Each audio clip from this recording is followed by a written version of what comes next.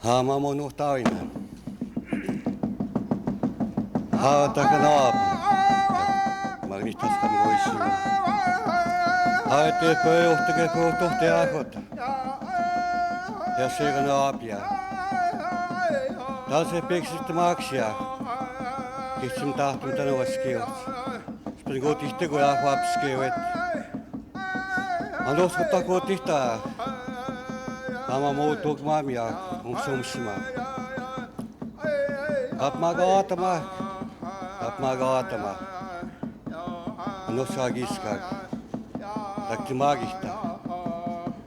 Magihta kutamaan. Ha tegis mias. Et suuniga nimia. Kana nuhteen nehamak mimahtsun. Kana nuhteen nehamak kasamaasun. Kana nuhteen nehamak. Nuhteni hama wigun. Apuane tabak tansat ismestna baka kiwagis mia. Itapachista in pimna. Tungna pevin. Akio takiwagis mia, akigupike. Apuis momuksiga.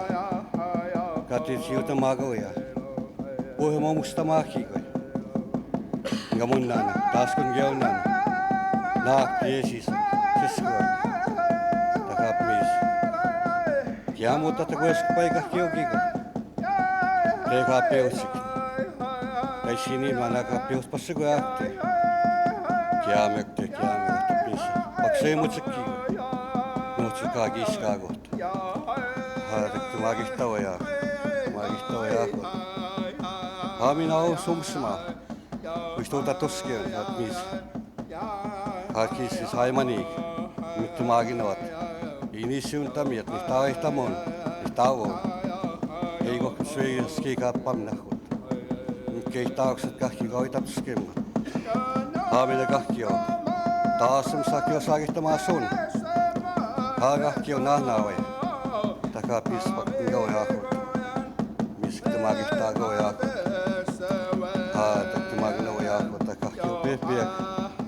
Haatakaa pimisit jahke tuuspassuga pakseimu jahki.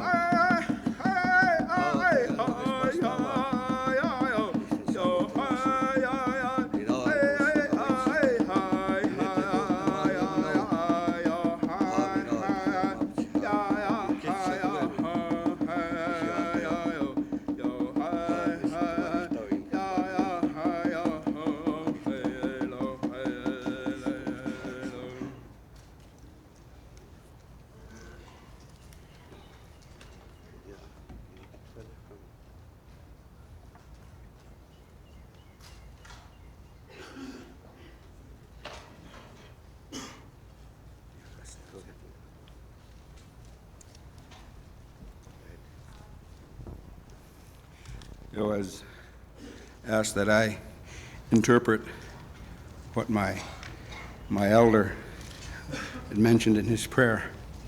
My name is Elvin Windyboy. My father had been chairman for 18 years of my tribe. My grandfather, Windyboy, who I respect very much, is no longer with us. And his father, my great-grandfather, his name was Big Wind, had always told us through many years that when an elder speaks to the Creator, that individual cannot speak the borrowed language of what we're using here in English.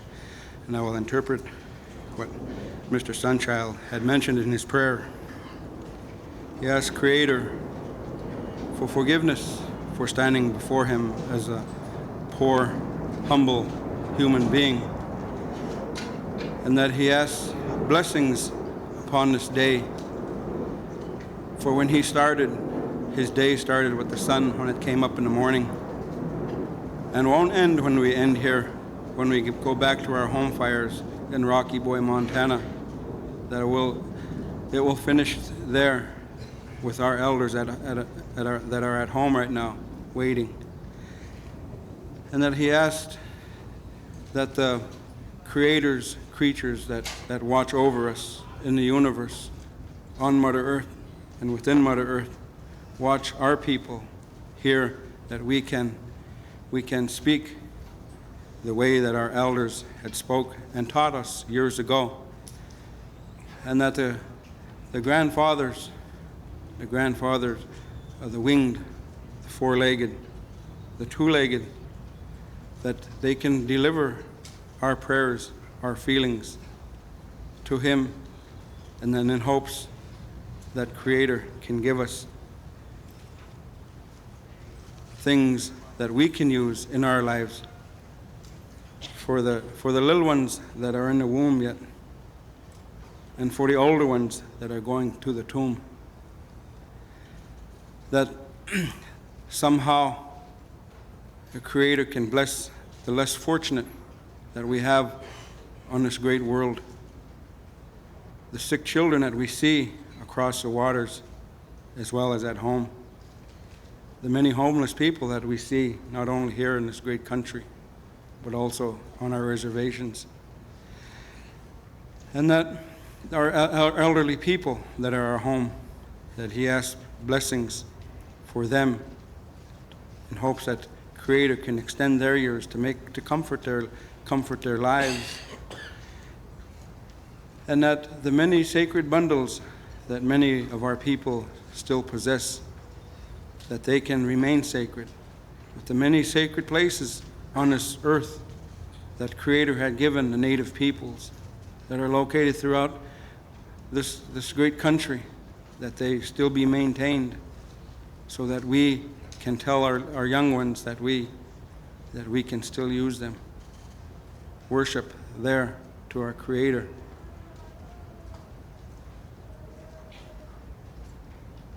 And that this great event that is happening for our people, that we can say we can come back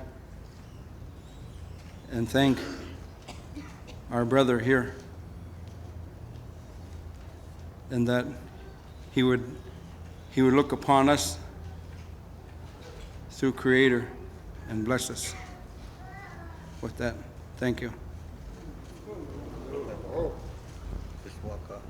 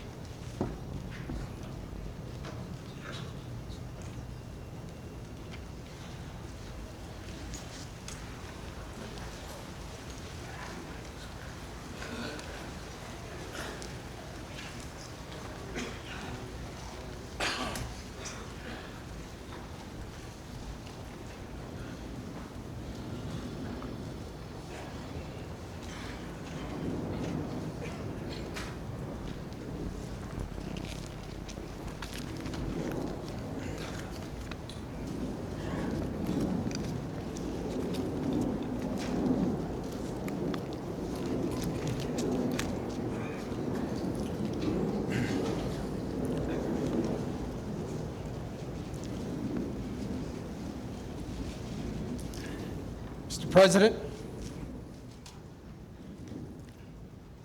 members of the Cabinet, ladies and gentlemen, tribal leaders,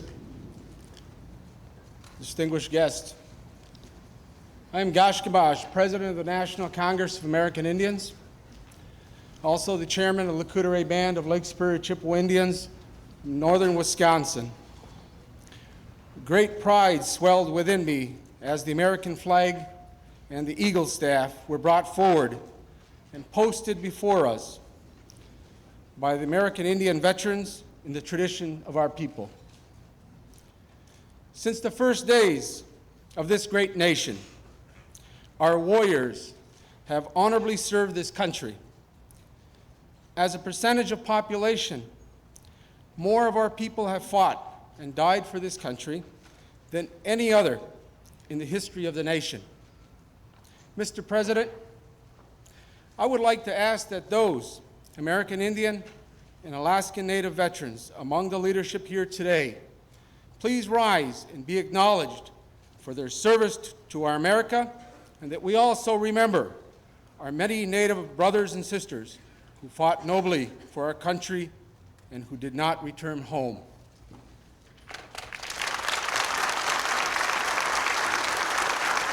Please.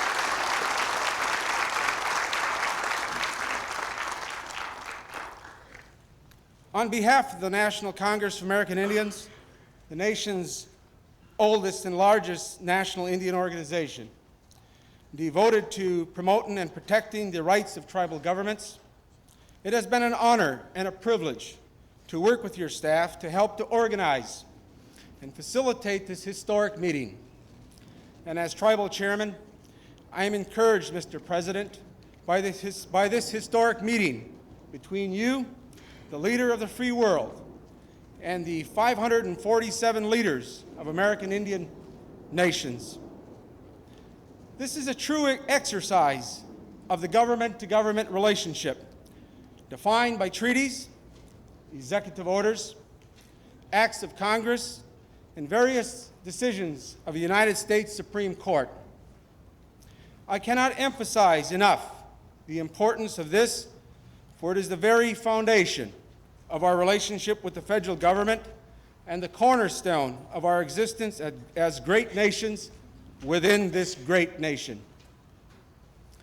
I also speak on behalf of the homeless and the hungry on our reservations and in urban areas, those afflicted by the scourge of alcohol and drug abuse, and those prisoners locked away and denied their First Amendment rights to freely exercise our traditional religious practices.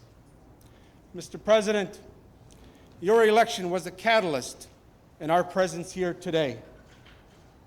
After 200 years, our input is welcomed. Our tribal leadership will speak to you as our forefathers did decades ago. Issues critical to our very survival, tribal sovereignty and self-determination, the right to practice our sacred religions freely, our religions freely, the health and well-being of our people. We are a determined people. Mr. President, from the moment she became our liaison in the Office of Intergovernmental Affairs, the office where elected officials and other governmental entities, including tribal governments, are dealt with appropriately, Ms. Loretta Avant heard from us time and time again on the importance and necessity of this historic meeting.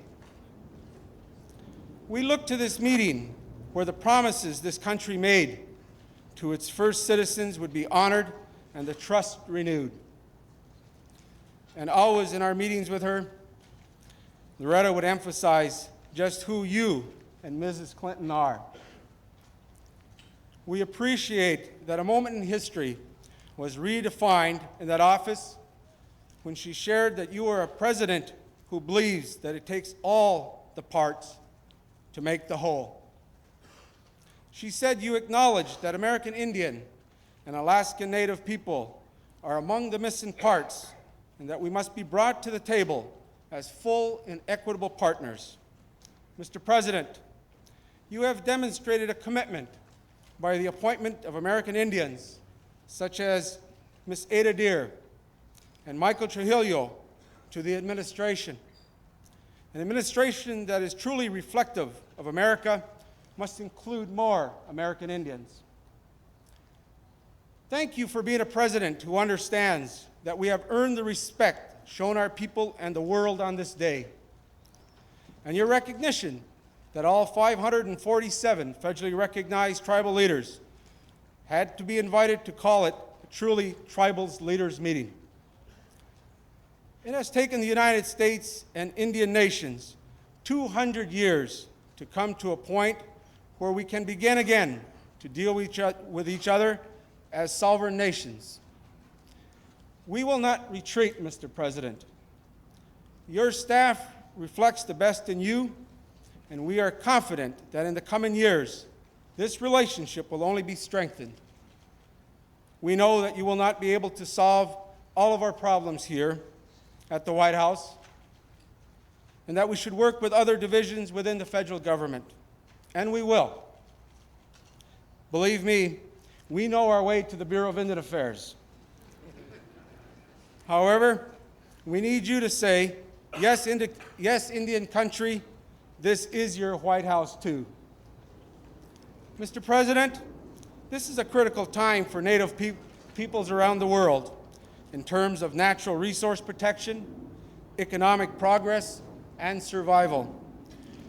Real self-determination for all Native peoples is a policy which the United States has not yet embraced.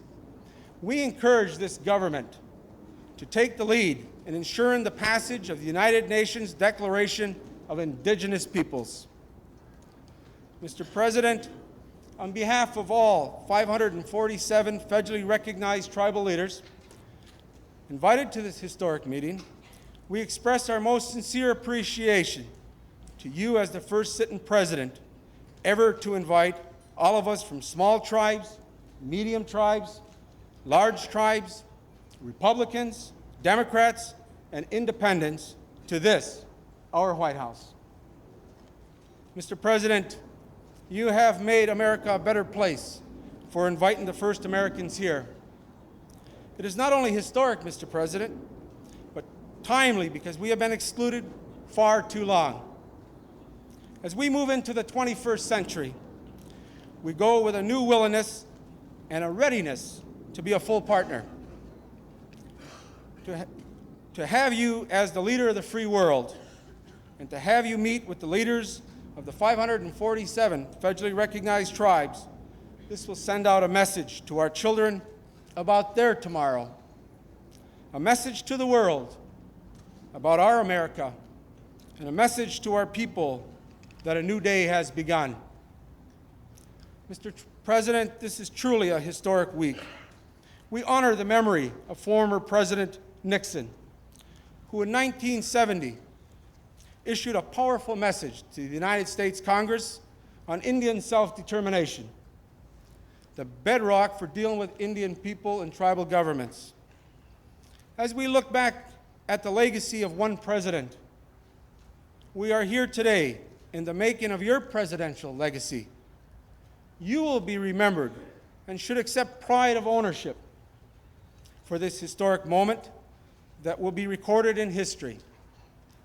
Indian children today, through satellite, the press, will see their leaders meet with you, the leader of this wondrous nation. This causes the reflection of another president, John F. Kennedy, that you have said on many occasions that your meeting with him on the White House grounds changed the course of the direction in your life. Mr. President, you at this moment in time will give Indian children the hope that one day one of them could follow in your footsteps as well. Mr. President, as we sit today on the south lawn of our White House, our hearts are full. We know the Creator has blessed our people. Our pride and dignity are restored as we engage with you in this act of true government-to-government relations.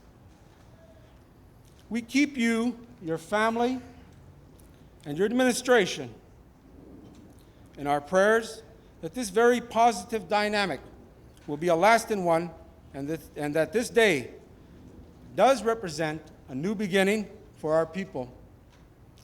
The precedent you set today, we know will continue not just for the duration of this administration, but for every administration from this day forward. Perhaps Supreme Court Justice Hugo Black put it best, Mr. President. Great nations, like great men, should keep their word. Miu.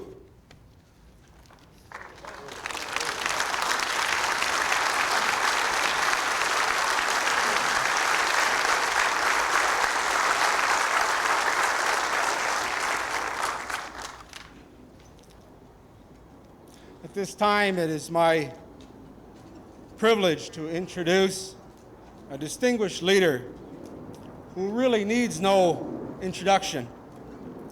Her leadership among our people speaks clearly for itself. She is the principal chief of the Cherokee Nation of Oklahoma. She is an advocate for women's rights, for American Indian and Alaskan Native rights, for human rights. The first woman chief of her people. She's also an author. More important, Mr. President, I'm proud to call her my friend. I would like at this time to recognize the Honorable Chief Wilma Mankiller.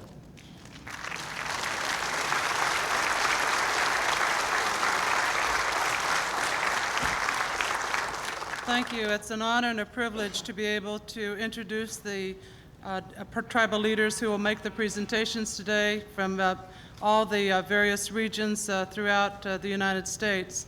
I'd first like to introduce Alex Matthews, who is the chairman of the Pawnee tribe. He will introduce his subject and begin telling you about his issue. Mr. Matthews, will you please come to the podium?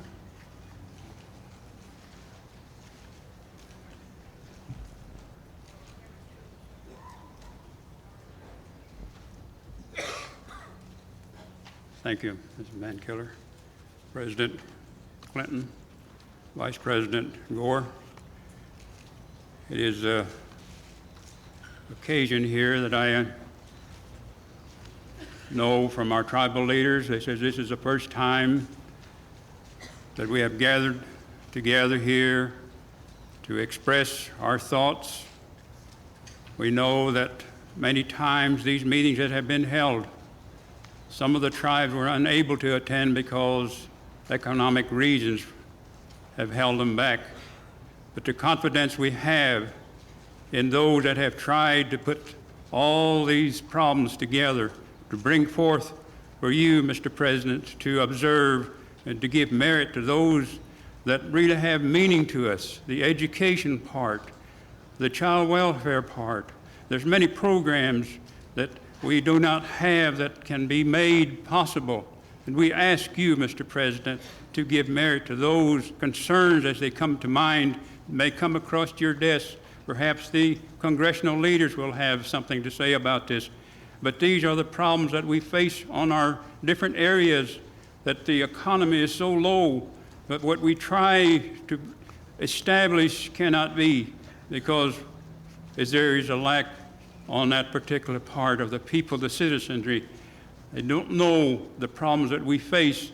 You have witnessed this afternoon the heartfelt feeling that the Indian have because they look to the Creator at all times, that they call upon Him, and they know that through you that you have witnessed this and you will be able to take care, because it has been given to us. Do unto others as you would have others do unto you. And we as the Indian people look in this direction, hoping that now this door has been opened to us here, that we can come forth, that we can express our thoughts here. But thank you very much here for giving me this opportunity. I not only represent my tribe in bringing this flag in, but I represent all the Indian population, the tribes of this great nation of ours. Thank you very much.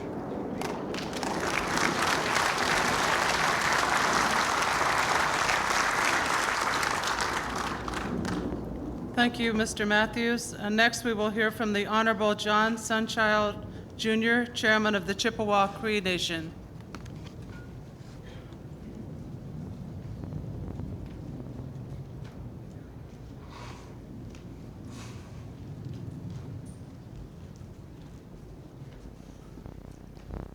Thank you, Wilma.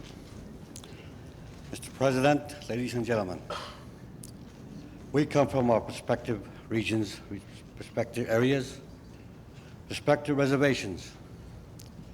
We come from a people that are in dire need. We have people back home that are in one house that should only hold one family, yet there are 2 or 3 families in that one household. We have young men that are married, have 1 or 2 children that don't have the means to provide for their family. We are not able to fully ease the pain of our sick. We are not able to extend, to prevent our serious killer diseases. We are in danger of losing our natural resources. We are in danger of having our religion regulated. Mr. President, I think the time has come that we take a serious look of all of the issues that face the Indian leaders today. Give us that authority, give us that flexibility to begin to deal with this, with those federal officials that we have to deal with on a daily basis, with our daily problems, to fully consult with us at the grassroots level. That way we can tend to those issues that we live with on a daily basis. We know what the situations are on a daily basis. We know what happens to sick people after 5 o'clock at night, and that they have to wait until 9 o'clock when a clinic closes. I can go on and on with my dire needs of my people. Listen to our leaders as they come forward, dealing with all of these different issues. Let us today begin at day 1 to go forward with equitable living standards for those people today, and hopefully to extend the life expectancies of the Indian people, and hopefully to alleviate some of those problems that rises from womb to birth. And please, let's not only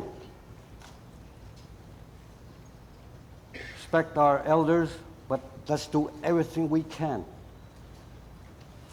to make them comfortable in their last years of life. We go around the country bragging about our senior citizens program. On our reservation, a combination of a state and federal program, we feed them once a day. We need to do more than that for our senior citizens, because they have much to teach us, and we need to enjoy their company more. Think about our veterans. The American Indian veteran is the most neglected veteran in his whole nation. Let's think about all of these Indian issues. And together, upon consultations from the grassroots level, let us solve these at different echelons. Please, I beg you that. I thank you.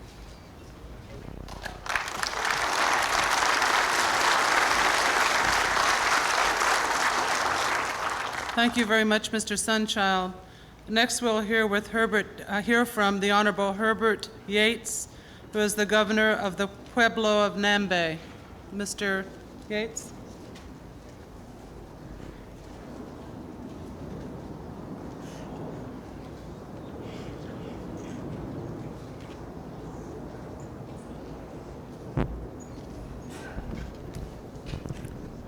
Honorable President, Vice President, Cabinet members, and honorable tribal leaders.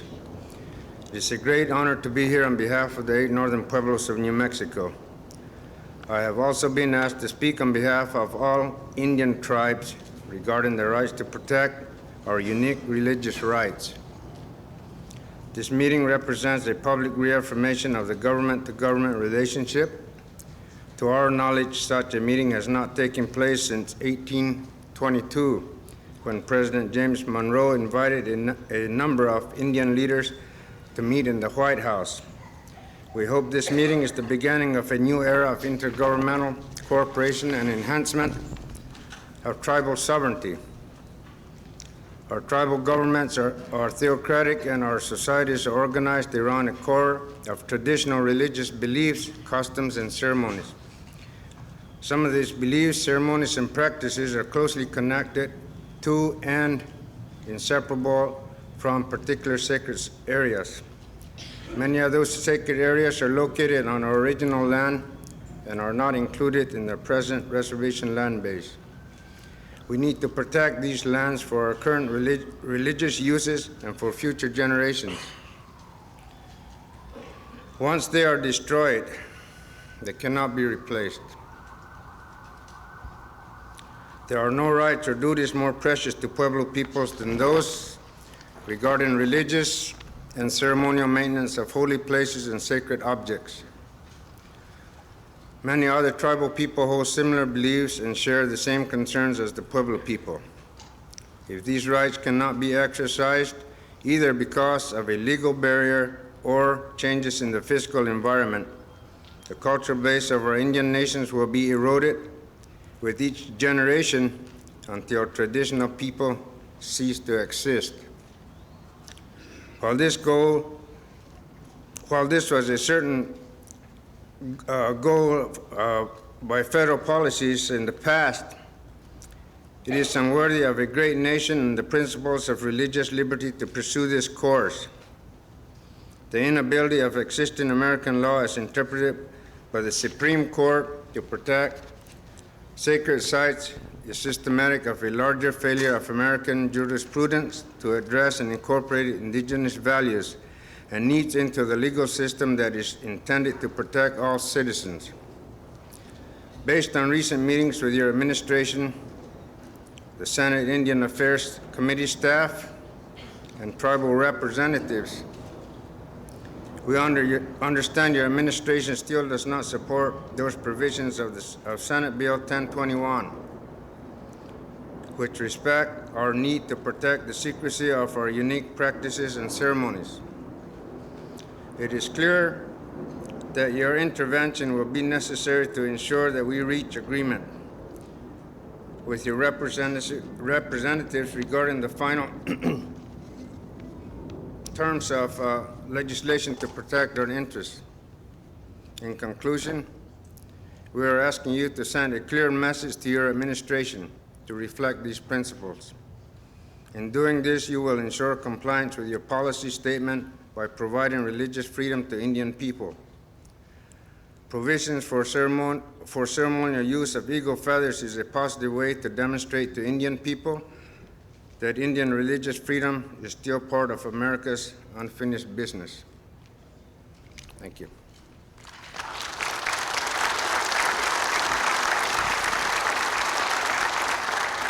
Thank you very much, Governor Yates. Next, we'd like to hear from the Honorable Willie Kasayuli, who is the president of the Yupik Akayachek Native Community.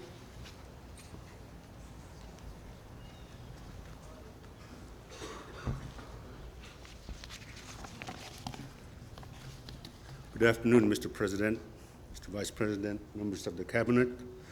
I am honored to present to you the concerns of the Indian nations on the natural resource and development issues that we face throughout our homelands, including Indian country.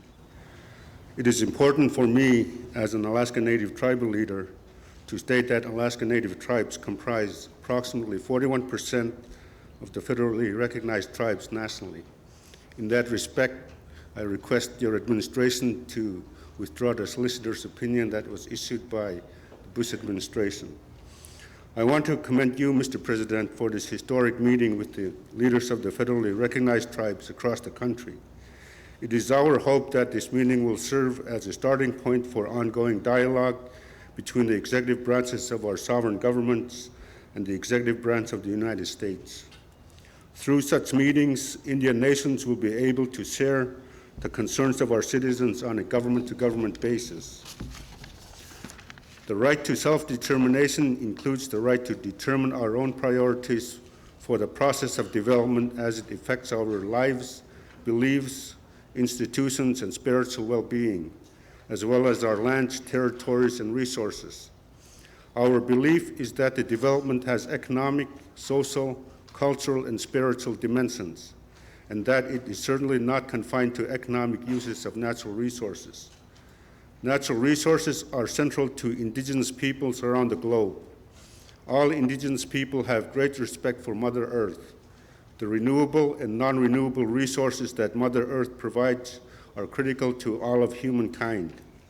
Indigenous peoples continue to instill the respect for Mother Earth in our children through our teachings, because our children are our most important renewable resource that represent our future. It is important for others to understand the unique relationship that we, as indigenous people, have to our lands and resources. The competing interests in lands and resources are biggest threat to the integrity of the Indian peoples and their communities across America. The encroachment onto our lands and territories has not stopped since the day of first contact. Today, because of these threats, it is even more critical for you and the members of your administration to protect and enhance the inherent rights of the Indian peoples to our lands and resources. Currently, there are several ongoing land claims that needs to be addressed and settled in the continental United States. Where economic development is almost non-existent, such as my area and elsewhere, the Native people continue to rely on the land and resources for our nutritional, cultural, and spiritual needs. Our cultural integrity is dependent upon the environmental integrity of our lands and territories. We maintain a special relationship with the land, waters, and air. We hold knowledge about these resources that no other people have demonstrated. Some of the specific natural resource concerns in Alaska include the restoration of Aboriginal hunting and fishing rights, which were extinguished in 1971 by congressional legislation, tribal government management and co-management of natural resources, the reauthorization of the Marine Mammal Protection Act, amendment of the 1916 Migratory Bird Convention to protect the subsistence way of life of Native peoples in both Alaska and Canada,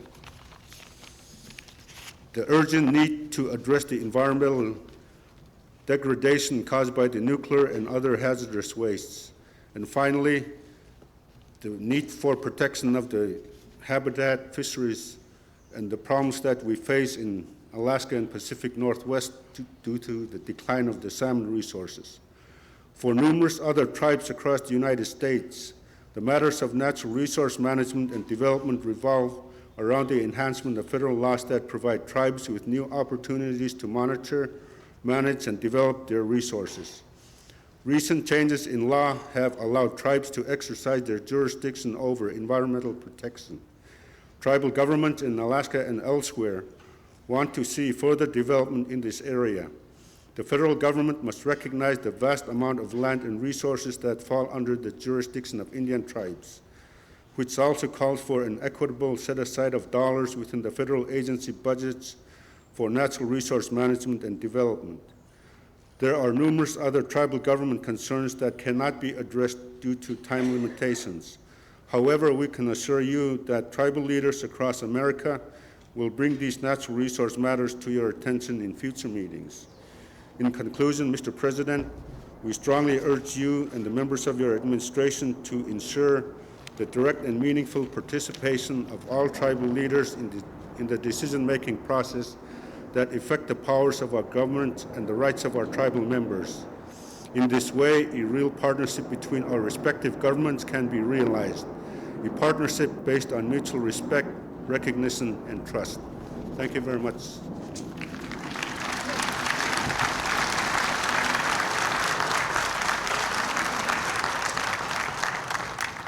Thank you very much, Mr. President. Next, we'd like to hear from the Honorable Ivan Mako, who is President of the Salt River Pima Maricopa Indian Community Council.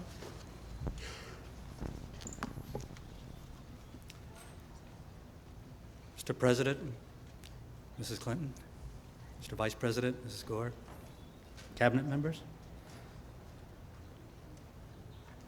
and honorable tribal leaders, all of you that are here today, all our relatives. As was mentioned earlier, we all had topics.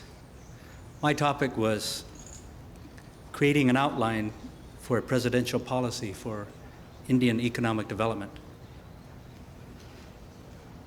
As you well know, the last president to have a coherent Indian policy was laid to rest this week. President Nixon not only had a policy, but as was mentioned, was backed by some legislative action. Today, Indian nations seek to establish conditions needed to sustain economic growth in Indian country. We share the philosophy that sustained economic development requires infrastructure, an educated workforce, and governmental policies which foster entrepreneurship and capital formation. To achieve our goals, we don't seek massive federal appropriations, but what we do seek is a commitment to recognize the attributes of tribes, to level an unequal playing field, and support our struggle for self-sufficiency. We seek in the development of this economy a true partnership with the federal government, where we match the federal government involvement with our own. And we can acknowledge a mutual interest in eliminating wasteful spending entirely, which I know you have made great efforts to do. And perhaps we can even share the opportunities so that Indian people can enjoy, like others, the American dream. Our statement today not only outlines a strategy for effective governmental leadership in encouraging responsible development, use, and conservation of resources, but also to consider and recognize the position of Indian nations as sovereign and political and principal land and resource owners. This dual role creates economic opportunities which must be pursued vigorously. By implementing a Native American economic policy, your administration will honor unique and enduring Indian values and guide our nations into the next century with a philosophy not of expenditures, but of investments in our own people, resources, infrastructure, and the environment. Mr. President, today you have the opportunity to announce the first Indian policy since President Nixon. We propose that your policy take several directions, that you first consider items that need to be changed, items such as rewriting and removing the archaic rules and regulations that currently exist. We also need consistency in development requirements. Old concepts that have been crafted into federal law have impeded our ability to act responsibly to economic development. While tribal sovereign immunity protects tribes from suit, it often places tribes in the position of ascending to state court jurisdiction in order to salvage a business arrangement. Recognition and understanding of tribal court systems, tribal jurisdictional authority, and better access to federal courts could ease some of the problems and facilitate transactions, which will in turn broaden communications between tribes and non-Indian commerce. Regarding environmental regulations, again, a level playing field is called for. Federal regulations and approvals for tribes ought not to be more restrictive to tribes than their surrounding communities. It creates a severe disadvantage and chases potential development away. In the area of taxation, the ability of a tribe to create a tax base is the lifeblood of our communities. It is the lifeblood of any community, as you well know. A local tax base could lessen the dependence on federal government programs.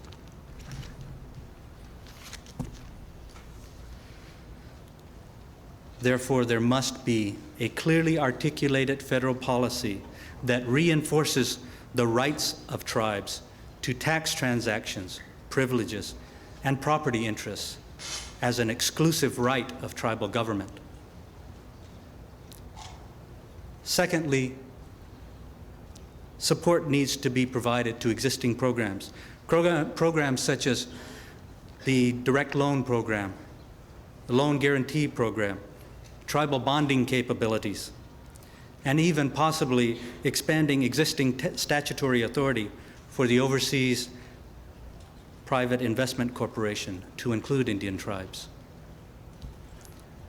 and relaxing the restricted bond proceeds under the Indian Tribal Governmental Tax Status Act. Thirdly, future policy and program development. Funds need to be made available to enable tribes to undertake the planning necessary for development.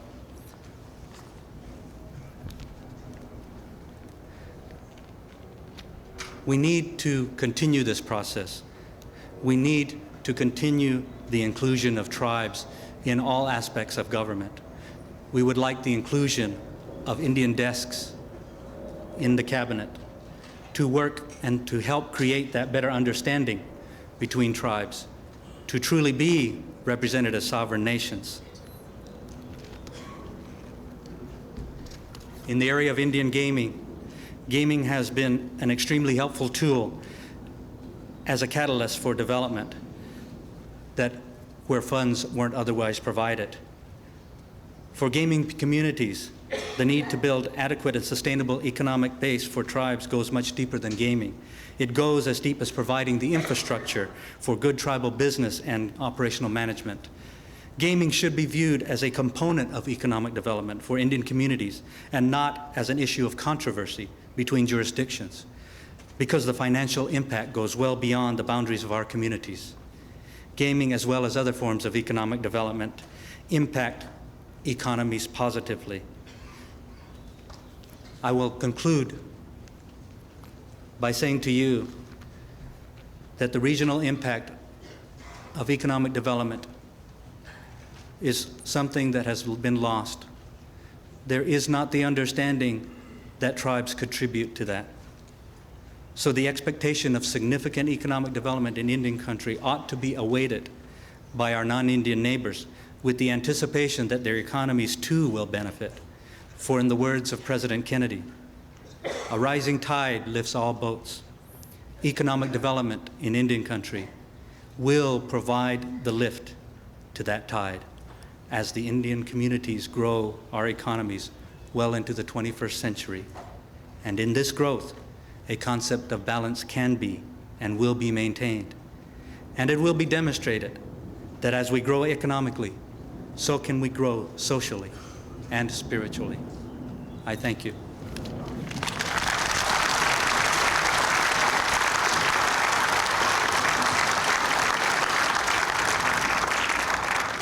Thank you, President Makel. President Makel is also an artist and a very capable musician as well. Next, I'd like to introduce the Honorable Ron Allen, who's chairman of the Jamestown Klallam Tribal Community. Thank you, Chief Mankiller, Mr. President, Mr. Vice President, Cabinet members. My name is Ron Allen. I'm chairman for the Jamestown Klallam Tribe. I'm located in the Portland area of Washington, Oregon, and Idaho, and representing 45 tribes, and bring to you a topic that is near and dear to all 545 tribes across the United States, and that is the budget and the regulations that we have to deal with. Tribes are here because of our sovereign status, because we are sovereign nations, and because we have the right to control our affairs, our resources, the affairs of our communities. We are asking the United States to live up to the commitments that it made to us via treaties, other statute orders, and just gentleman-to-gentleman commitments between tribal leaders and leaders of this nation. We are very distressed and concerned over the lack of the commitment, or the lack of the understanding what that commitment means, and what does it mean to us in terms of the commitment to our tribal governments to carry out these responsibilities. We sincerely feel that the past administrations have had a disturbing ignorance about what these commitments are, what these treaties meant to us, what the preservation of our way of life meant to us. When you look at the budget, the $1 trillion budget the United States currently is dealing with, and the $5 billion approximately allocated to the various tribal programs, the BIA and IHS and the HUD programs, et cetera, you're looking at approximately 0.5% that goes out to our communities to address our responsibilities. We feel that 0.5% does not even come close to addressing our responsibilities as governments to take care of our people. You are hearing the countless problems we have, the severities and the plight of the conditions of our communities, and they weigh heavy on our heart in terms of how we would deal with them. We feel that past policies, the failed policies, can be reversed by this administration, by the commitment and by the actions of this administration so far. What we are asking you is to step up the bat one more time and to take it to the next level, to set a precedent that will transcend this administration to the future administrations. We're asking that commitment to the tribes in terms of the budgets that are intended for our Indian communities are exempt from any kind of budgetary cuts. We understand the plight and problems that this administration is dealing with past administrations in terms of deficit reduction problems and trying to improve national performance objectives. Yet those problems are not caused by our communities. They're caused by other problems separate from us. The monies that are currently provided to the Indian tribes are not living up to the obligations. And we feel that if you are going to expect us to live up to the policies or the goals of self-determination, self-governance, self-sufficiency, to deal with all the problems and severity of problems that we have that you are hearing and will continue to hear today, then we need some stability. We need predictability, and we need the resources in order to leverage our ability to have the foundation to build on, to care for our people and care for the problems that we have. We also need the executive branch to take responsibility to treat us on a government-to-government base across every department. For example, there are not comparable programs in EPA to the state programs. There are not comparable assistance and support in the Department of Justice to the state judicial systems. We need those departments to start looking at and are developing programs that serve our communities, our governmental responsibilities, comparable on an even playing field. We also would like to ask that the regulations that are affecting our people are modified so that they're changed to be more appropriate for Indian governments. We are not states, we are not local governments. These regulations should reflect only Indian governments, and they should be minimal government regulations. We feel that the Indian people in this nation are the most over-regulated, excessively regulated people of the nation. And that is not the way to resolve our problems. And if we're going to be able to accomplish our objectives based upon our creativity, our resourcefulness, our spirit, then we need to eliminate those harnesses that have been holding us down for so many centuries. I conclude by saying I appreciate the courage that you have made by meeting with us.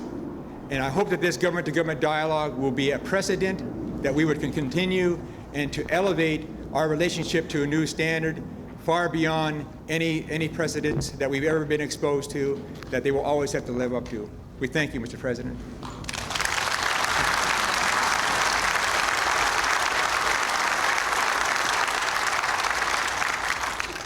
Chairman Allen is always with a computer, and we call him a cyberspace Indian. And he's never without his computer. Next, I'd like to introduce Joanne Jones, the Honorable Joanne Jones, who's the chairperson of the Wisconsin Winnebago. And she went to law school. She's a grandmother, And between taking care of her grandchildren and watching them, she also went to law school and got a law degree.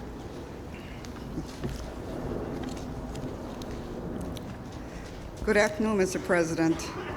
I'm so happy to meet you today. Good afternoon, Vice President Gore.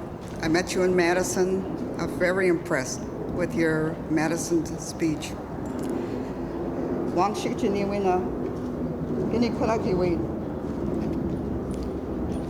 And good afternoon, Cabinet members and distinguished guests. Mr. President, your administration has made history today, and we are deeply moved by your gesture. Today, the administration must consider the impact of its legislative initiatives of Indian tribes and engage in active consultation with tribal leadership. Most often, tribal issues are addressed only after initiatives have been sent to Capitol Hill. This deprives us and the administration of the opportunity to work together to make such initiatives more attuned to tribal issues. Furthermore, we support the administrative efforts to enhance crime prevention and law enforcement nationwide. However, this initiative must address the needs of Indian country. In Indian country, unlike most other areas of the United States, virtually all major crimes are handled in federal court. Therefore, an expanded death penalty for federal crimes would have a disproportionate impact on Indians. This example demonstrates how a general initiative may have a special impact on tribes. Additionally, we join you in seeking to achieve welfare reform. In Indian country, however, we have a deeper problem. We need to develop tribal economies so that we will have opportunities for our people. Welfare reform legislation must take into account the high unemployment rates on reservations, rates which far exceed anything in the most depressed urban areas of the United States. A program which limits welfare participation to a fixed term must also include elements to offer employment opportunities to individuals. To us, welfare reform means jobs and economic development. This morning, we heard Vice President Gore discuss the information superhighway. We have benefited in Indian country from the development of communications technology. We can now communicate by telefax, facsimile, by teleconference, and by electronic mail. This greatly enhances our ability to communicate with anyone on any issue in the world. We welcome the administration's interest in the information superhighway, and we encourage you to find a place for Indian tribes in the emerging framework, which will regulate and allocate opportunities in this important area. In closing, let me state that our interests today as tribal governments are as broad and as important as those of the United States government. But these interests have not been heard by prior administrations. We are pleased that you are addressing these issues by today's meetings. And we will commit ourselves to working with you to put a process in place which will enable our tribes to participate in the development of administrative initiatives on a truly government-to-government basis. PhD Nagigi, thank you.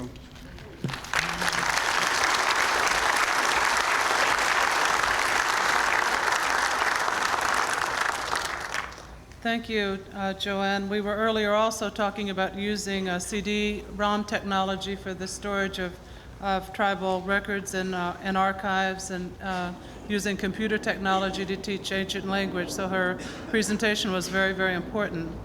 Next, I'd like to introduce the Honorable Dale Risling, Chairman of the Hoopa Valley Nation, which is the largest nation in the state of California. Thank you, Mr. President, members of the administration. I am Dale Risling, Sr., Chairman of the Hoopa Valley Tribe of Northern California. I've been given the responsibility of presenting American Indian education and health issues, which have been the fundamental concerns of American Indian tribes since we concluded our treaties, executive orders, and other agreements with the United States. We have survived for over a century and a half since that time. Unfortunately, our history and relations with the U.S. is well documented with atrocities, deceit, and prejudice. We became the most controlled, regulated, and manipulated people in America. For decades, tribal leaders have spoken out to the White House and Congress that Indian issues and needs were being ignored. Today, Indian leaders in the field of health and education continue to state very clearly in their position papers and communications, policies, issues, and concerns for Clinton administration consideration. I recommend today that you, in your administration, consult with tribal leaders on planned policies that have been developed in these fields to support tribal management and control at the local level, to include Indian programs in budget and policy considerations, and to honor our right to exist as sovereign nations. With regard to the administration's policy for health care in Indian country, I offer the following. Reinvention of government and federal deficit reductions counter the tribe's capability to deliver health care services to Indian people. The FTE ceilings and administrative cost savings will reverse the federal government's trust responsibility to provide health services to American Indians. They will also undermine our ability to participate in your Health Security Act legislation. We recommend a 5-year investment strategy for Indian health care with OMB budget planning targets of 125% to Indian health services. This would be done with a 25% annual increases over a 5-year period to provide for a comprehensive benefit package, which would allow us to keep pace with non-Indian health care. With regards to the administration's policy for Indian education, we support education reform, but believe the unique needs and circumstances for Indian education have been largely overlooked. Indian education cannot be addressed through a state-driven approach as proposed, but requires partnerships involving tribal governments, participation with states, the federal government, and other institutions. Federal policies and budgets are required to empower Native people to adequately plan and direct education programs for their people, including programs for teaching Native language and other culturally relevant curriculum. And finally, federal trust responsibility for Indian education must be federally or formally acknowledged. We meet with you today as living testament to the courage, tenacity, and will of many generations of Indian people. We deserve a better quality of health care, improved educational opportunities, and fully supported tribal governments. Thank you.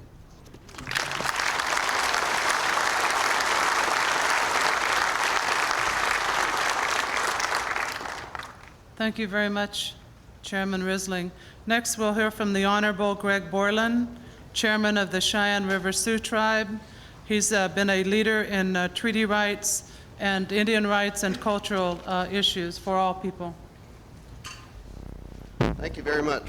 I'd like to ask the leaders of the Great Sioux Nation and of the Great Aberdeen area to please come forward and gather with me as I address the President.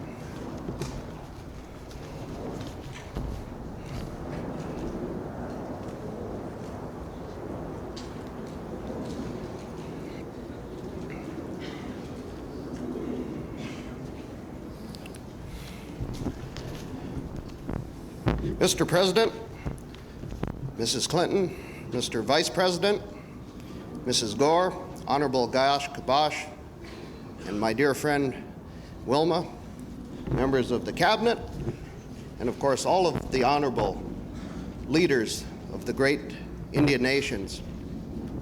My name is Wambli Awayankapi, which in our Lakota language means eagles watch over him. I am the leader of 4 of the 7 bands of the Great Sioux Nation, the Minikoju, the Tazipcho, the Ohinumpa, and Sihasapa. I greet you with an open heart and a handshake. For the last 3 days, everyone's been asking me if I had a speech. They've been asking me if it's all typed up, and here it is. I had somebody type me up a speech. And I'm sure it's a nice speech and everything, but I'm gonna have my good friend from Rosebud hang on to it for me. Because my subject is sovereignty. And sovereignty burns in my heart. I look around and I see sovereignty. So I can give this speech from the book of my heart. Over 500 years ago, Columbus sailed across the ocean in a real rickety boat. And he stumbled onto the shores of this great turtle continent that we all enjoy today. And the people he encountered were a wonderful people. They were a sovereign people. They were a people who knew sovereignty in its purest form. A people who governed themselves in a sovereign manner that was for the people, of the people, and by the people. A people who knew sovereignty in its most holistic and natural, and yes, spiritual form. And since that time of the discovery of our great turtle continent, that sovereignty has been trod upon, stepped upon by all forms of government, all manners of armies. But I stand here today and I see a new beginning, a new age, a new time. I see a president and a vice president and a cabinet and a Congress who said the time for sovereignty has come again for these people. The time for sovereign nations is again at hand. There is much legislation that needs to be written. There is much in the halls of Congress already there. There is much that has been passed that is not being implemented. For example, the Indian Tribal Justice Act sits in some bureau file, unimplemented. Senator McCain has tried for years to get the Indian Economic Development Act passed. Previous administrations have thwarted these efforts. Efforts that will give us a sense of sovereignty. I ask you today, Mr. President, to be a champion for the native, indigenous peoples of this land. Today, as we speak, 2 million of my people watch you. They look towards you, and they wait for a message. It is my prayer, my hope, my every dream that that message will be that the Indian people do have a true champion in William Jefferson Clinton. Hau Pilamaya.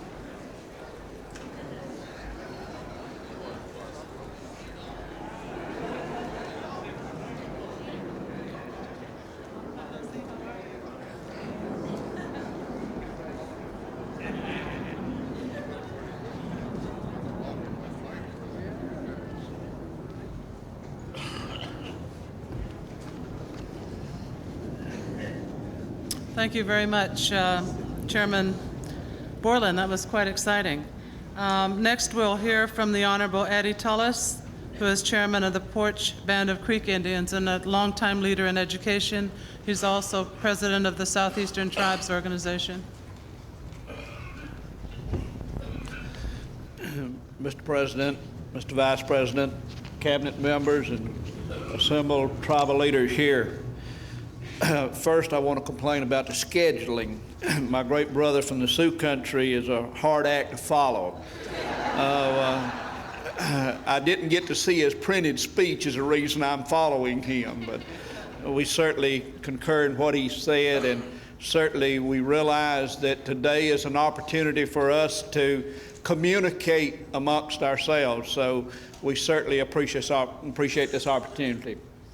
As our friend Wilmer said, I am Eddie Tullis. I'm the tribal chairman of the Porch Creek Indians, and I'm here today, Mr. President, to talk to you about two very important issues in Indian country: housing and human services.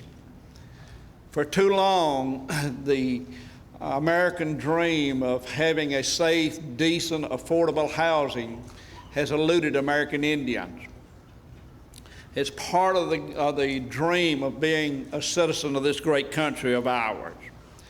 In exchange for our homelands, the United States promised to the Indian people certain things.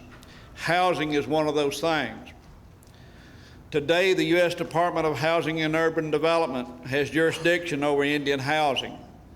And many tribes feel that it is appropriate that housing, like other services that are provided to our people, should be provided by our tribes through the Public Law 93-638. And I say that because a lot of people do not understand what's happening in Indian housing today in a lot of areas.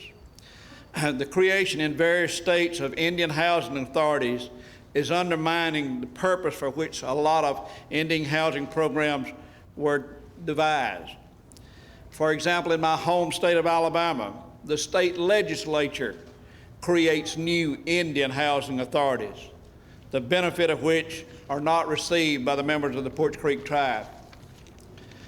The incentives provided in the federal programs for housing should be reevaluated. Regulations that regulate the amount of income that a person has to spend for housing on an Indian reservation, particularly the 30% rule in Indian housing, should be reevaluated. Mr. President, the effectiveness of providing human services in Indian country is a function of many variables. Tribal governments, like state governments, county governments, and city governments, cannot provide services without self-determination and the money to do the job. As you know, these two items are severely lacking in Indian country, and the service we provide suffers as a result. Our investment in our people must include a fully funded Head Start program to nurture our children and to give them an even playing field to start on. It must include job training programs tailored to the skills of our people and to prepare our people for the ever-changing job market. And it must provide them that ability to adopt to those changes. Despite our ongoing efforts to help our people, we believe, as you do, that the best social program is a good job. The strengthening of our reservation homelands and their economies will provide the necessary steps in building a society that not only can survive, but it can prosper. Mr. President, I tell you today that there are a number of programs that are having positive impact in Indian country. The Head Start program, Section 401 of the Job Training Partnership Act, the Indian Child Welfare Act. But I also have to tell you, Mr. President, that these programs are severely underfunded. We take a small amount of money, realizing the commitment of the tribal leaders that are here. We are making an impact, but we need more help. We need to be involved in weeding out the waste in some of these programs. We look upon the meeting here today as the beginning of that. An awful lot of tribal leaders are beginning to see a movement amongst your administration and a lot of your officials to realize that we do need to be involved in the planning of those programs. So I stand here today in great appreciation of the opportunity to be here, but also as an opportunity for us to be involved in providing a better quality of service to our people. We thank you for being here.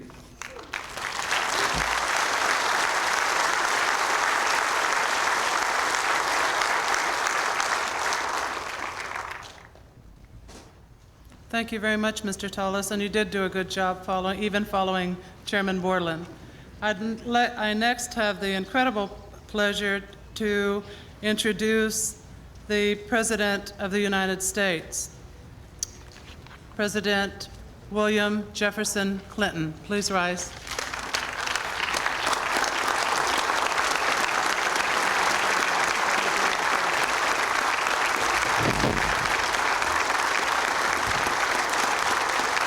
Thank you very much.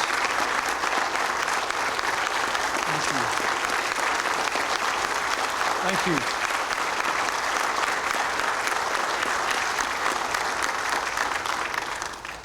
Thank you very, very much.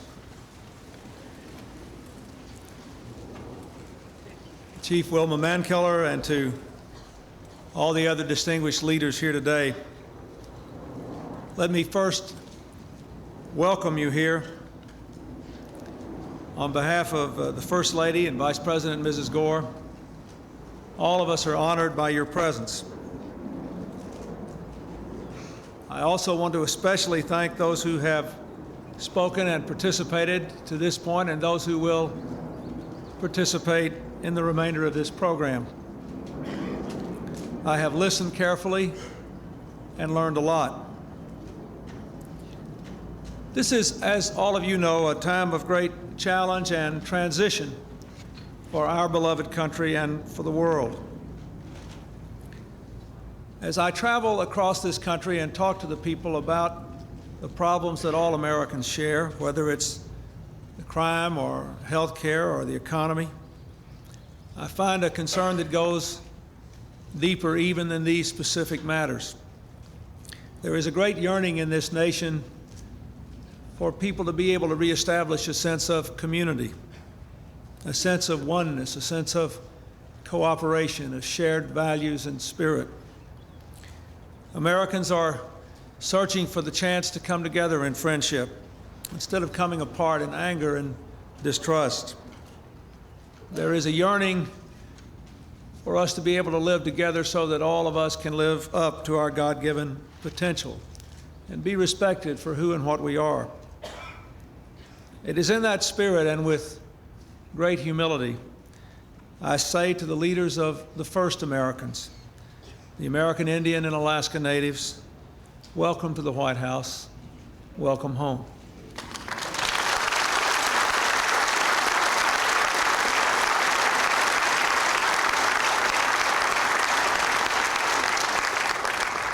So much of who we are today comes from who you have been for a long time.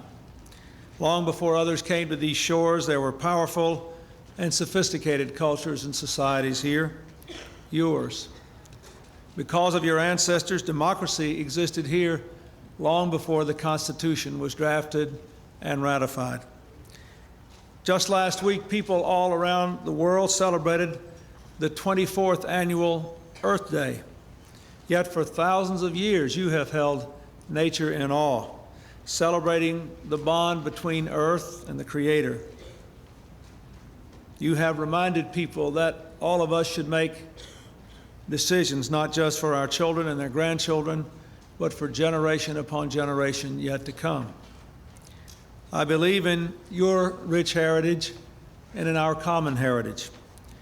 What you have done to retain your identity, your dignity, and your faith in the face of often immeasurable obstacles is profoundly moving, an example of the enduring strength of the human spirit. We desperately need this lesson now. We must keep faith with you and with that spirit and with the common heritage so many of us cherish. That is what you came to talk to me about, in what I would like to respond to today. In every relationship between our people, our first principle must be to respect your right to remain who you are and to live the way you wish to live.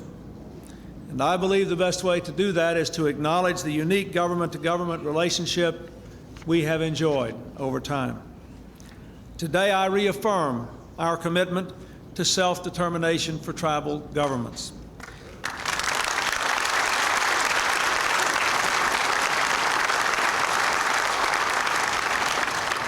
I pledge to fulfill the trust obligations of the federal government. I vow to honor and respect tribal sovereignty based upon our unique historic relationship. And I pledge to continue my efforts to protect your right to fully exercise your faith as you wish.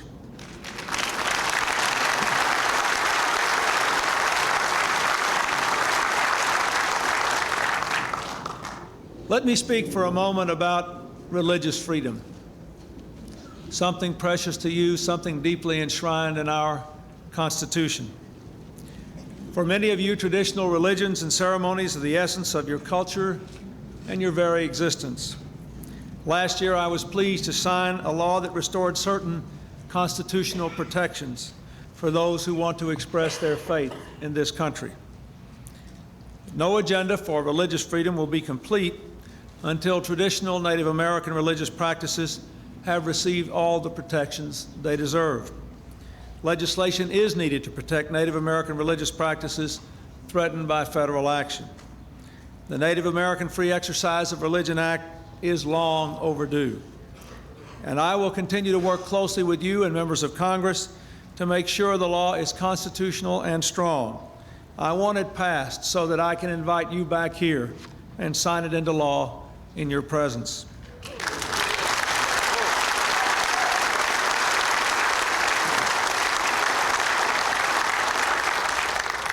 And to make certain that you can obtain the ritual symbols of your religious faith, in a moment I will sign a directive to every executive department and agency of government, not just the Department of Interior, instructing them to cooperate with tribal governments to accommodate wherever possible the need for eagle feathers in the practice of Native American religions.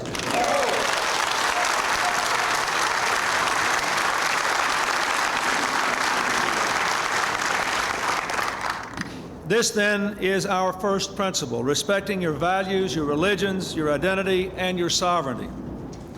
This brings us to the second principle that should guide our relationship. We must dramatically improve the federal government's relationships with the tribes and become full partners with the tribal nations. I don't want there to be any mistake about our commitment to a stronger partnership between our people.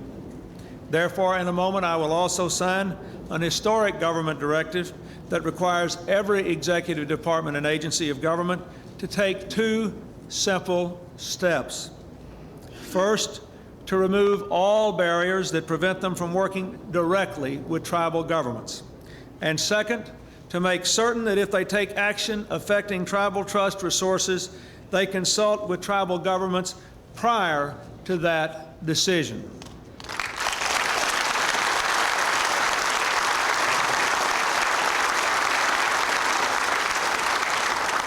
It is the entire government, not simply the Department of the Interior, that has a trust responsibility with tribal governments, and it is time the entire government recognized and honored that responsibility. Part of being better partners is also being better listeners. The Department of the Interior and the Department of Justice have never before joined together to listen to the leaders of the Indian nations. It's time to change that. Next week in Albuquerque, New Mexico, both Attorney General Reno and Secretary Babbitt and many of their sub-cabinet officials will meet with you for 2 days at the first National American Indian Listening Conference. I'm looking forward to hearing their specific ideas from the conference on ways to move our nations forward together. The same applies to the unprecedented series of 23 meetings that the Department of Housing and Urban Development under Secretary Cisneros will have with tribal governments by September to improve housing and living conditions in tribal communities and to listen to you about how you can take the lead in doing it. All governments must work better. We must simply be more responsive to the people we serve and to each other. It's the only way we'll be able to do good things with the resources we have. I know that you agree with that. More and more of you are moving to assume fuller control of your governments. Many are moving aggressively to take responsibility for operating your own programs. Each year, the Bureau of Indian Affairs is providing more technical services and fewer direct services. One avenue for greater tribal control is through self-governance contracts. There are about 30 self-compacting tribes today. We're working with Congress to raise that number by 20 tribes every year. We'd like self-governance to become a permanent program, but we must ensure services will still be provided to the smaller tribes that do not choose to participate. What is the goal of a better and more equal partnership, and more empowered tribes and more efficient government? Ultimately, it must be to improve the living conditions of those whom we serve. And that must be our third and final principle. Together, we must position American Indians and Alaska Natives to compete economically as we move toward the 21st century. I invited the leaders of every recognized tribe here today, but I'll be the first to acknowledge that not all have been able to join us because they simply don't have the resources to come. And I know well that many of you have come here at great personal sacrifice to yourselves and the members of your tribes. That only underscores the importance of our work. Let us dedicate ourselves to making certain that the next time we all meet together, conditions will be different and better, and all of our brothers and sisters will be able to join us.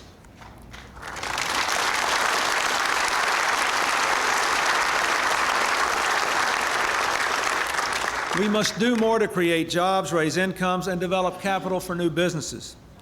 I know there are more success stories in Indian country every year, but not nearly enough, as the people who bore witness to your conditions here today so eloquently said. Strengthening tribal economies will require new thinking and the courage to change. It will require investing in the health, the education, and the skills of American Indians and Alaska Natives, as we must do for all Americans. To the extent that some of the building blocks can be put in place here in Washington, we are working to do that. Our empowerment zone legislation, for example, contains at your request special new incentives for investing in reservations. This is only part of the solution. We can continue to enforce the regulations of the Community Reinvestment Act to make sure local banks invest and lend in Indian communities. We brought more tribal leaders than ever together with bankers to improve mortgage loans, financial services, and to cut regulations. We must make these efforts permanent and more effective. And we know a more comprehensive approach is necessary. At my direction, the Vice President has established a working group on Indian economic development as part of our Community Enterprise Board. I've asked them to study the recommendations from last year's National Indian Economic Summit and to consult fully with you every step of the way. Our goal is clear: to work with you to enhance economic development in every tribe. And I'd like to emphasize that what I have asked them to do in this issue, I asked them to do on all issues. This great historic meeting today must be the beginning of our new partnership, not the end of it.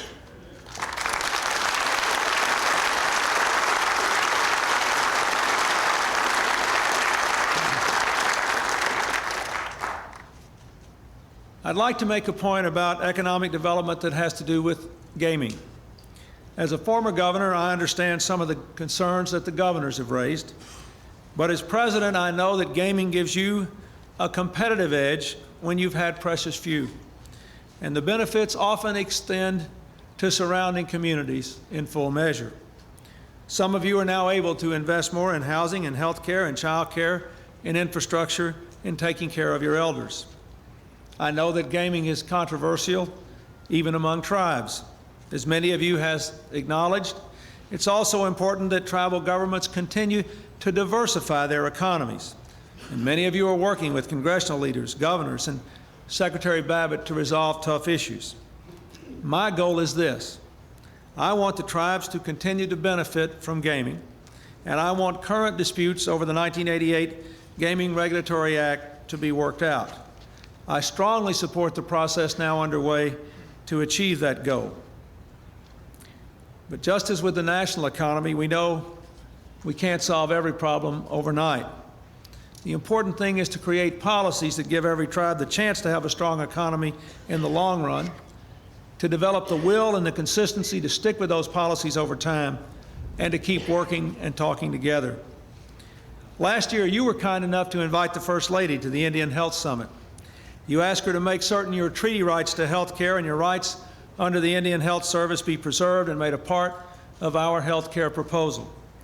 Because we work together and because of you and your input, only one of the health care plans now before the Congress addresses these issues and ensures that tribal members will receive the same high-quality health care as everyone else. That is our plan, thanks to you.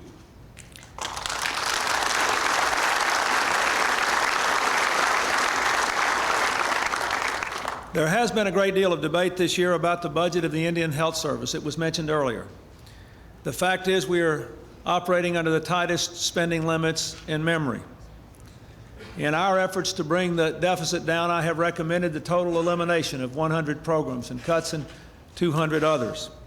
And that is contributing to the country's economic revival. But I believe the health needs of tribal communities and families and children clearly require special attention. Therefore, I have amended next year's budget to restore more than $120 million in funding for the Indian Health Service.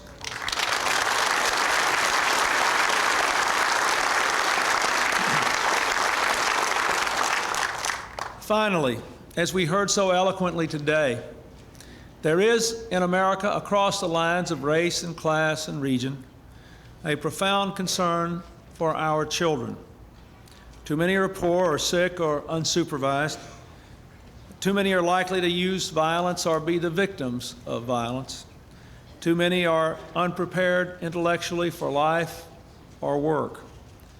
Yet nothing is so striking in tribal communities as your love of family and extended family, and your devotion to your children.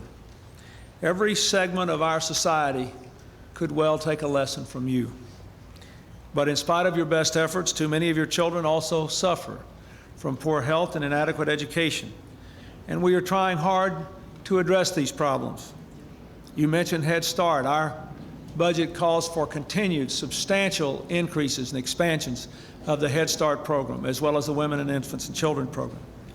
Our education plan, called Goals 2000, for the first time sets world-class education standards for every school and all our children, and gives local communities the grassroots support they need to achieve those goals. Goals 2000 contains millions more next year for BIA-funded schools and schools serving Native Alaskans. And these funds cannot be spent until the education goals of your community are considered. In the 1980s, our nation fell behind many third world countries in the rate at which we immunized children against communicable diseases. I know the Indian Health Service does a good job of immunizing children. Beginning this year, under the Vaccine for Children program, every Indian child, no matter where he or she lives, and regardless of whether they are fortunate enough to live near an IHS facility, will be eligible for a free vaccine.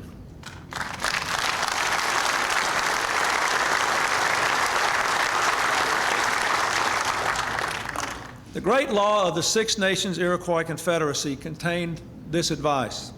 In our every deliberation, we must consider the impact of our decision on the next 7 generations. We are stewards, we are caretakers. That standard will keep us great if we have the vision of your forefathers. As we look back on the American journey, the test ahead is always whether we are moving in the right direction of more tolerance, wider justice, and greater opportunity for all. It is the direction that counts, always the direction, and our choices will set that direction. Of course, as you well know, our history has not always been a proud one, but our future can be, and that is up to us. Together we can open the greatest era of cooperation, understanding, and respect among our people ever. I know that we will. And when we do, the judgment of history will be that the President of the United States and the leaders of the sovereign Indian nations met and kept faith with each other and our common heritage, and together lifted our great nations to a new and better place. Thank you all.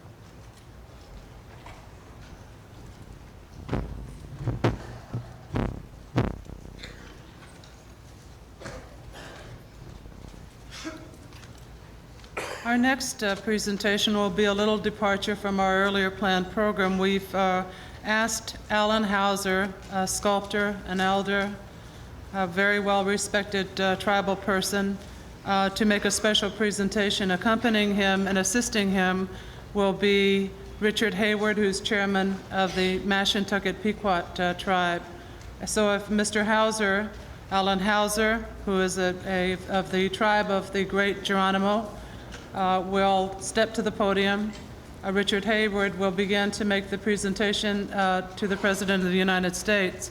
Mildred Cleghorn, who's the chairperson of the Fort Sill Apache, may want to join with Mr. Hauser if she would like. She's a relative of his.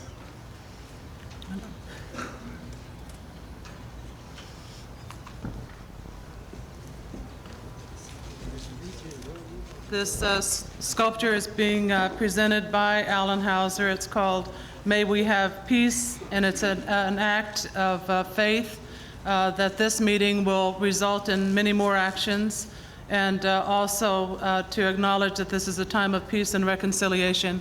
I present you with Mr. Alan Hauser.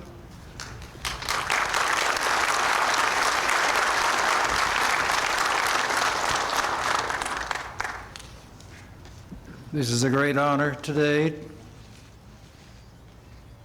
with all the different heads of the different Indian nations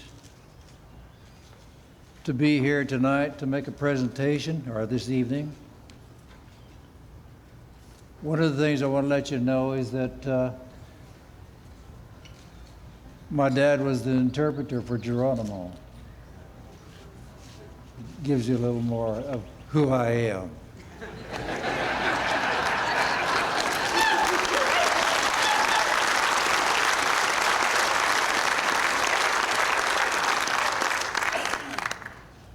Now, we made this presentation with a big size. The large scale is 14 or 11 feet high.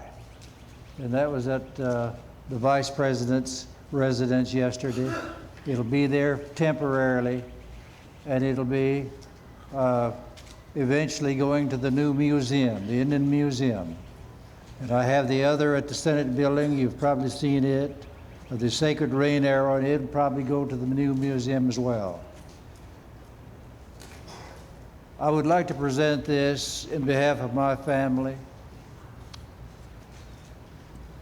and to the President. Gives us a great honor to have him take this offering of the great Spirit, the peace pipe, and it's called "May We Have Peace."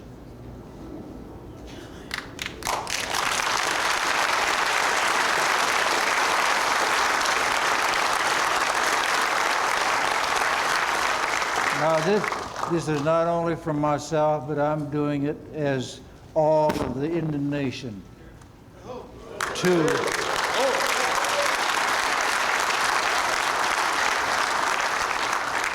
the President and to the nation and all people. Thank you so much.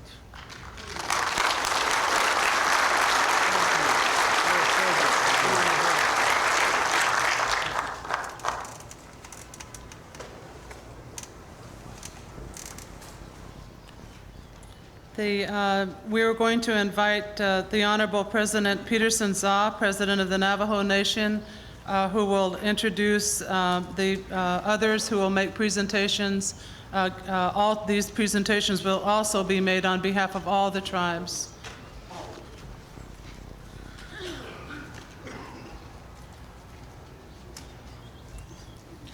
Thank you, Wilma. Mr. President, Vice President, First Lady, Mrs. Gore, members of the Cabinet, brothers and sisters, Indian leaders, members of the press. Among all of the Indian people, we have our tradition. We have our ceremonies, we have our dances. And once those dances and the ceremonies are over, there's a healing process that takes place.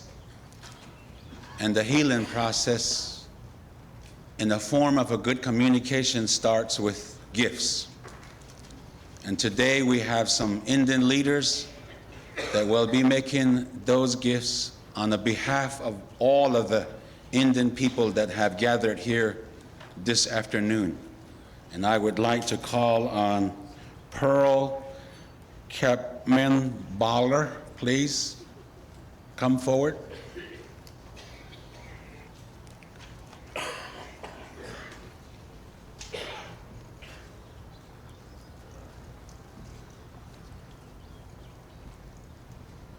Good afternoon. It is indeed an honor for me as a newly elected president of the Quinault Indian Nation to be asked to make this presentation today on behalf of all the tribal leaders here today. I would like to, before I make the presentation, I would like to take a brief moment and thank the staff of NCAI, the tribal leaders, the White House staff, and my former president, Joe Dela Cruz. I'd like to thank all of these people for their time and effort in bringing about this historic meeting. I really personally appreciate their time and effort in doing that.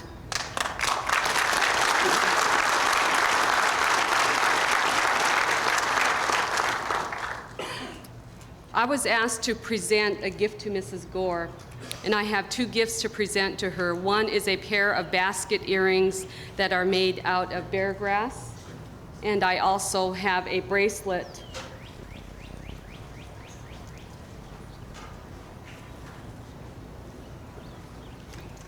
I also have a bracelet which depicts a legend of the raven stealing the sun.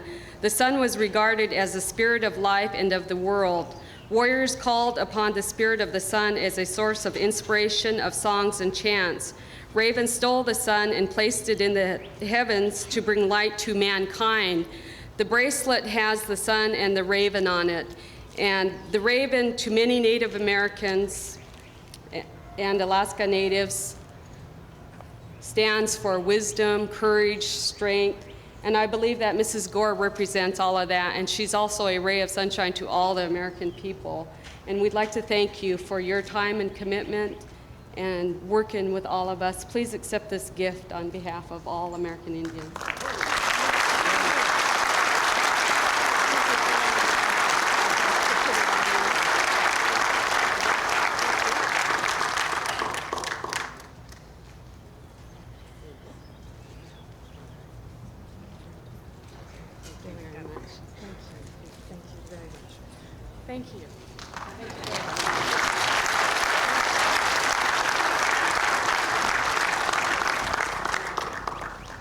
The next presenter will be Wilma Mankiller.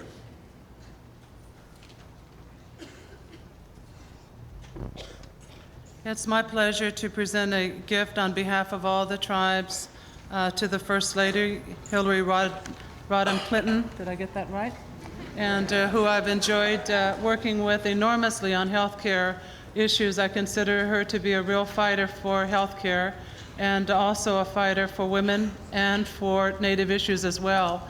And I have a strong feeling that the health care reform package will pass, and a lot of that will happen because of her work.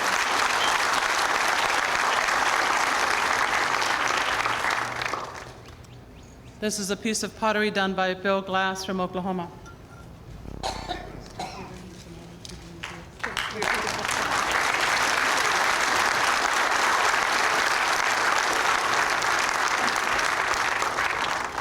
Next will be by the president of NCAI, Gashkaba.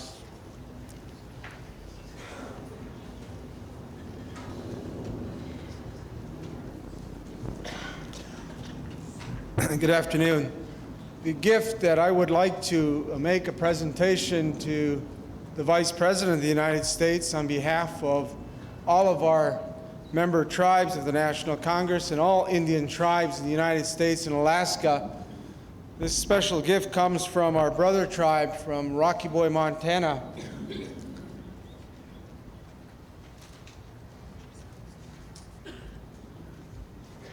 I'd like to present the Vice President with this beautiful belt. We looked him over, we weren't sure what his waist size was. But if it doesn't fit him, then we can make sure that Mrs. Gore can fill him out a little bit.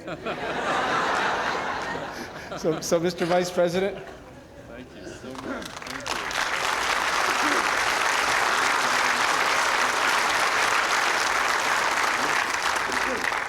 And looking at his feet now, I'm not sure if these moccasins are going to fit him. But we have these wonderful moccasins that we like to present to the Vice President as well. Please accept these on behalf of all the member tribes here that are gathered here, tribal leaders from throughout the United States and Alaska. Mr. Vice President.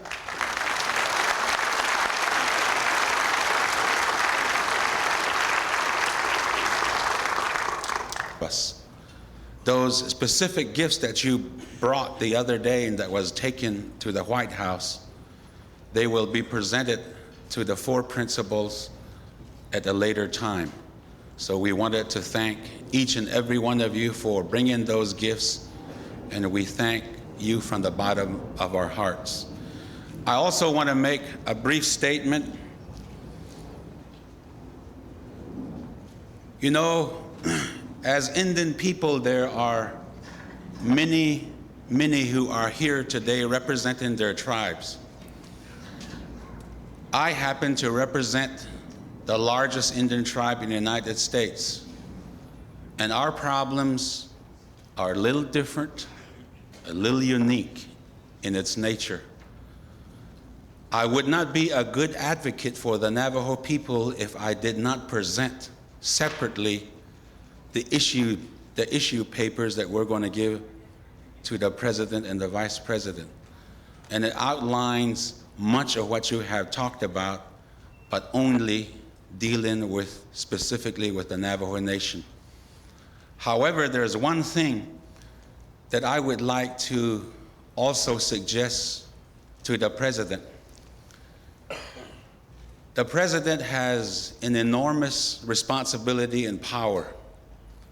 And one of the power that he has as a president representing all of us is the ability and the authority to appoint people. In this country, as American Indians, we have won some real good, important tribal sovereignty cases using the federal judicial system. And we have done that over a period of 10, 15, 20 years. Those hard battles that raises the question of Indian sovereignty was won in the United States Supreme Court. However, the composition of the United States Supreme Court has changed over those years. Now, as Indian people, we are beginning to take those issues into Congress because we have some friends there. And I would like to urge Mr. President that he begin appointing American Indians to those benches, federal benches, out there in our communities around the state in America.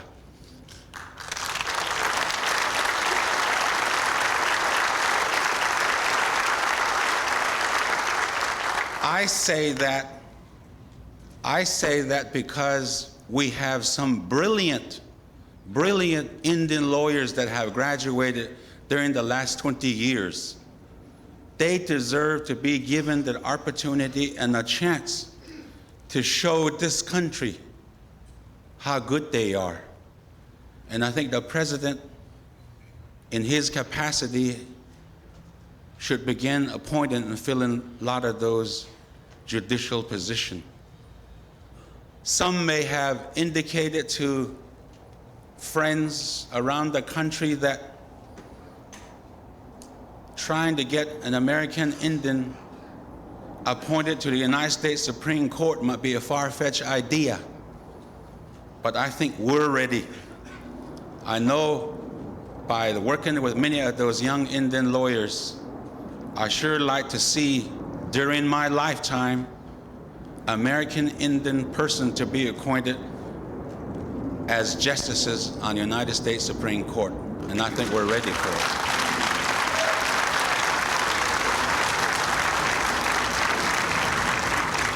Therefore, Mr. President, I would be a poor advocate for the Navajo Nation if I did not present this to you.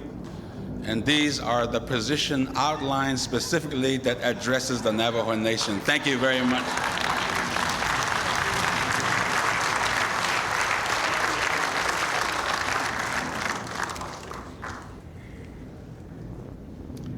Some of those Native people who get appointed to the federal judgeship should be women, Native women.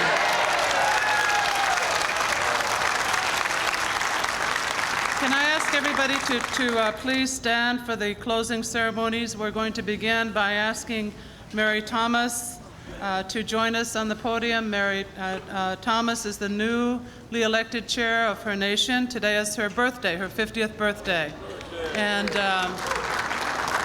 one of her first acts on assuming the chairmanship of her tribe was to declare a state of the family, of the tribal family, and declare this entire year as a time for her tribe and her nation to pay attention to family.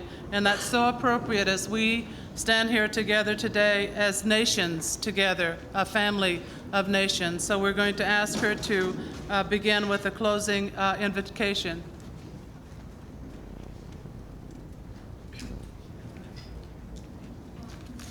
Thank you, Wilma.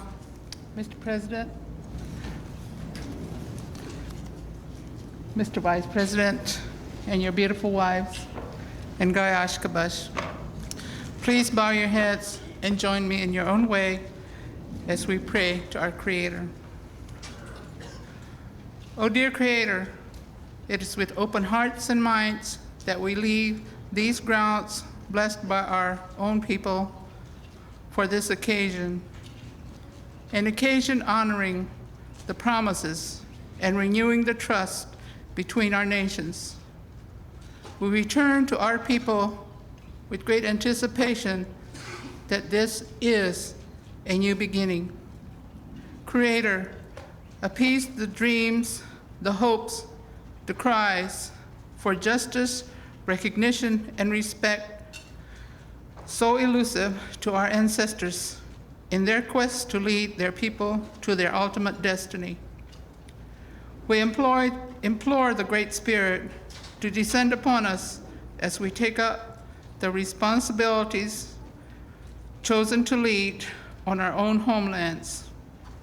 We ask the safest of journeys for our tribal leaders, that we may once again unite in the future, bonding us as brothers and sisters to share and support one another on our common concerns. Be with the great leaders and their families of these United States as they face the many issues affecting this great country. Give strength and perseverance to our President and Vice President on their tasks. We pray for the leaders all over the earth we call our mother.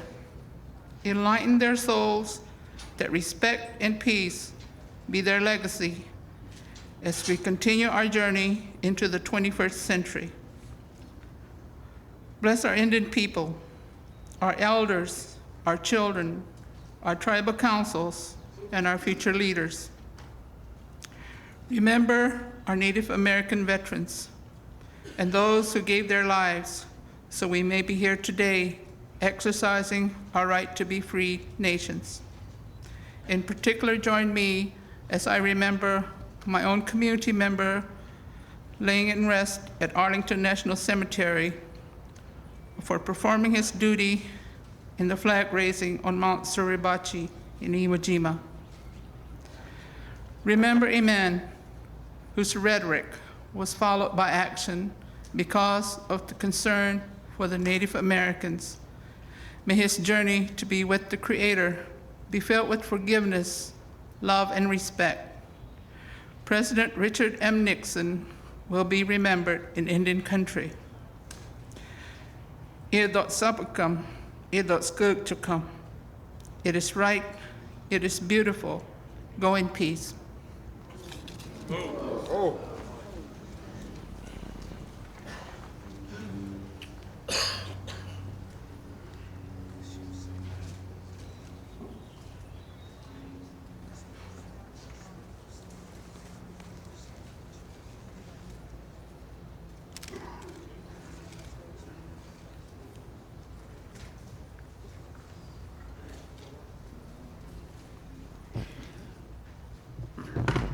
Before we go, I wanted to make a brief announcement to thank you on behalf of the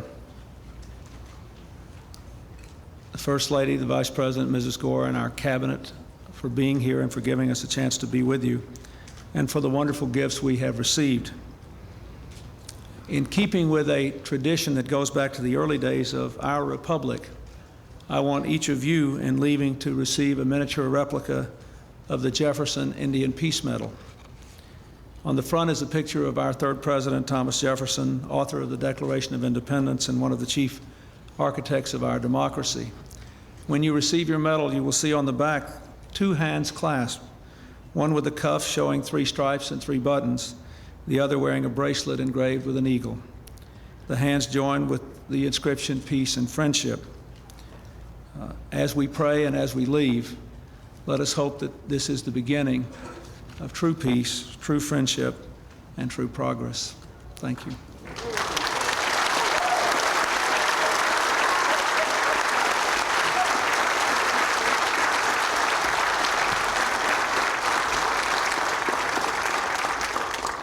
I'd like to invite Wilbur Between Lodges, president of the Oglala Sioux Tribe, to come and give us an honor song. Then we will pause for a moment, and then we will have a flag song, and then finally the retirement of the colors. So at this time, let's ask Wilbur Between Lodges to join us, please. Good afternoon, Mr. President, First Lady, Vice President, Ms. Gore. I have been given the opportunity here today to sing an honoring song. An honoring song is done by our people when we honor, for example, our children because we love them, or for a veteran who has done great in war. And today you have done a great deed to us. And for this, I'd like to sing an honoring song for you on behalf of all the Indian nations. And this is my own language. And it is, the words in this is, we are waiting for this moment. The President has said, I will work with you in the future.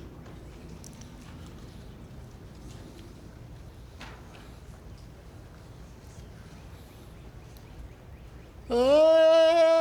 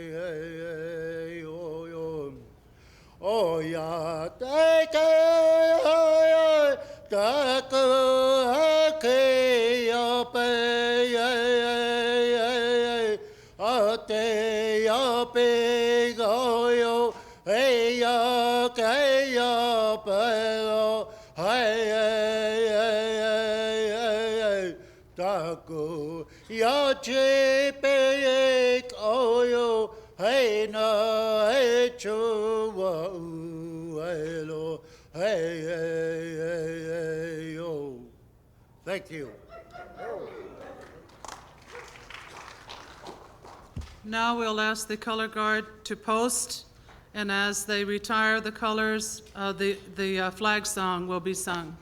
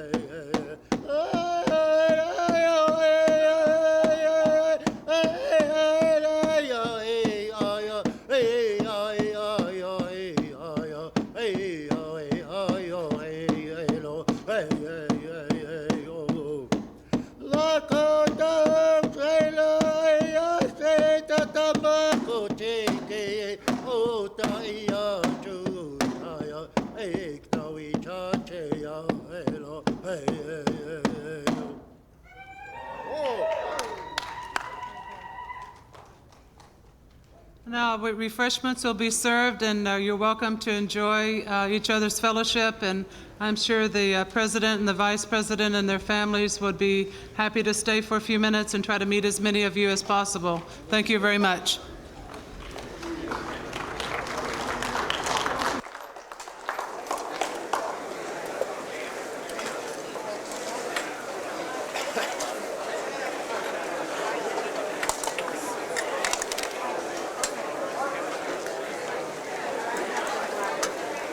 May we please go now?